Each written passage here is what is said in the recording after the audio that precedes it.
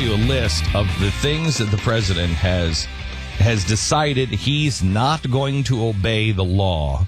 He's just going to change the law and pick and choose. He's done that with healthcare. He's singled out certain groups that don't have to abide by it. Certain special interest, unions, big businesses, and the Congress, that they don't have to abide by this. Defense of Marriage Act, he has totally ignored. Completely thrown out the window because he doesn't like it. That was a law. Mm-hmm. He didn't change it. He just decided to just not enforce it. He has also decided at the White House that they are not going to enforce the immigration laws and they are not going to deport people anymore. Right. And that is not the law. He didn't go through Congress. Nope. He just decided.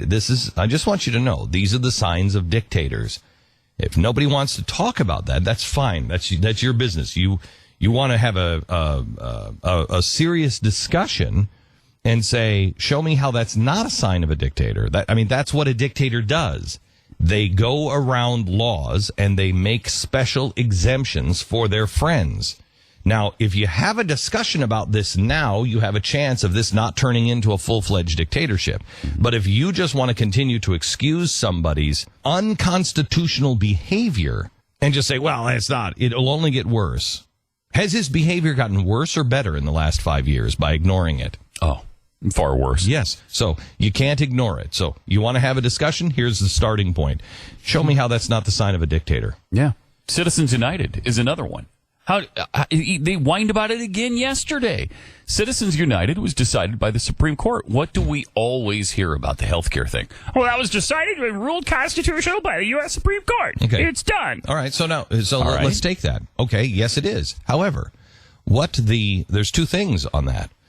The purse strings start in the House of Representatives, and it was put in the Constitution for this very thing, that in case people were making a mistake and the representatives, not the Senate, not the president, those closest they believe to the people, the representatives said, this can't happen. The representatives could defund. That's constitutional. Saying my friends and this labor union don't have to pay it, that is not constitutional. But defunding something is constitutional. The other thing is that the House is asking for, and nobody's talking about this, and this is totally reasonable. I don't know a single soul in America, even the progressives, that would say this is right. Look at yourself in the mirror and say, this is right. Big government and big corporations don't play by the same rules. The president just gave waivers to the law, so these companies don't have to abide by the law. That's not constitutional. And tell me that's right. No one can tell you that's right. That's what the Republicans are asking for. Correct those things. That's not right. If you want to apply this, you must apply it as it was passed, because you can't pick and choose laws, Mr. President, but he won't negotiate. I'd say, too, I'd add to that list is the tax and the fine thing.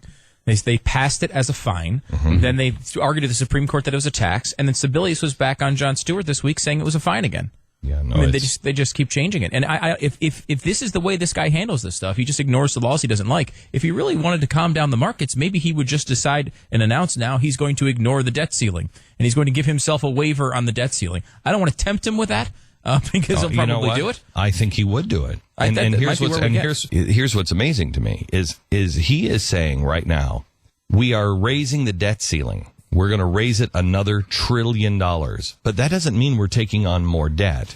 Could I just ask for a definition? I hate to go to Merriam's, Webster's dictionary. Such an extreme move. It is to go to a dictionary, but shows you're reaching. But let me just please ask for a definition. Debt ceiling means your debt can go no higher than this amount. Why would you raise the ceiling saying your debt can go no higher than this amount? Why would you raise that $1 trillion if you're not incurring more debt? Answer, it's a game. This is the way they think they can get away with it. We're not incurring more debt. We're just paying the bills that we already incurred. No, you can do that at the current debt ceiling. Right. No. we've just adopted health care. We got the numbers wrong. So we need to take on more debt because the numbers were a lie. I'm sorry, we got them wrong. Congress just didn't do their job well enough, I guess. The CBO, they just got those numbers wrong. And so it's going to cost us more to do it. We're going to have to take on more debt, but that is not new debt. That's just because Congress didn't do their job. That's how they try to get away with it. And we let them. And we let them. Because you don't think you have power. I'm begging you. Do you realize, I talked to FreedomWorks yesterday. FreedomWorks yesterday had one of their, if not the biggest fundraiser days, even compared to the days when we did, they did those bombs, those money bombs where they sent out notices to everybody and they planned and planned. And it was during the election. They had a bigger day yesterday than when they had planned and planned and planned during an election. Put that in your pipe and smoke it, Mitch McConnell. Yeah. Now how much do you hate him? Put that in your pipe and smoke it. That's awesome. So you've just made, I'm telling you, this is all about Karl Rove. This is all about Mitch McConnell. This is all about John Cornyn, Lindsey Graham, John McCain. They have to go. Orrin Hatch. All those guys have to go. All of those guys have to go. The dead weight has to go. Yeah. And they're terrified. They're terrified of you. And you win. If you do what you did yesterday and you actually fund, the GOP will go broke. Nobody's going to listen to those guys. I want you to know clearly. You're playing a zero-sum game. This is a game for the big boys. This is a big boy table. This is not like, I'm kind of fun. This is going to be fun. I'm part of change. No, this is the big boy table because you're playing with Marxist revolutionaries on one side. If you don't think the president, the best description I have heard, I can't remember who said it, but the best description I heard of the White House, somebody started calling it the Spite House. And that is true. Why did we have oppression? Why did we have these problems in our country? Because somebody decided to read all men are created equal like this. All men are created equal except those with different skin color. That's not what it says. That's not what it says. All men are created equal.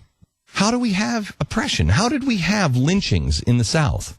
Because somebody in the sheriff's department, somebody in the police department had friends who were in the Klan. And so when it happened, look, Billy, just don't do that right now. I've got some other things I'm dealing with. Just give me a little bit of room here. Stop doing that.